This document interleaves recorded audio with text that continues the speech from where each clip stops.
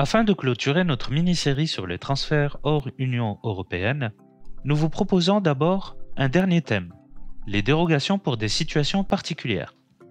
Quelles sont donc ces dérogations autorisant les transferts hors Union européenne? Premièrement, le consentement. Le transfert aura lieu si le responsable de traitement respecte les règles classiques en matière de consentement et si la personne concernée est bien informée des risques que ce transfert peut présenter. Deuxièmement, le contrat ou les mesures précontractuelles. Le transfert pourra avoir lieu si et seulement si il est strictement nécessaire à l'exécution du contrat. Troisièmement, les motifs importants d'intérêt public. Situation majoritairement limitée aux autorités publiques. Il pourrait s'agir par exemple de transferts nécessaires entre divers organismes publics, ou encore nécessaires pour des questions de santé publique, de sécurité, etc. Quatrièmement, la constatation, l'exercice ou la défense d'un droit en justice.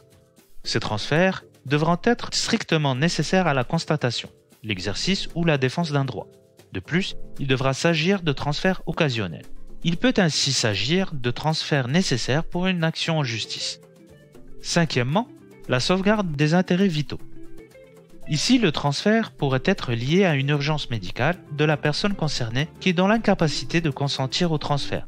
Sixièmement, le registre public. Par exemple, les registres d'entreprises, d'associations, de condamnations pénales, de propriété foncière, etc. Mais attention, le transfert ne pourra pas toucher l'intégralité du registre. Enfin, l'intérêt légitime et impérieux.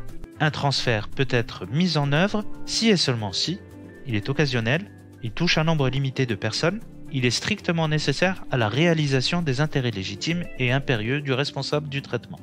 Vous avez encore des questions sur les transferts hors UE? RGPD Academy est à votre écoute.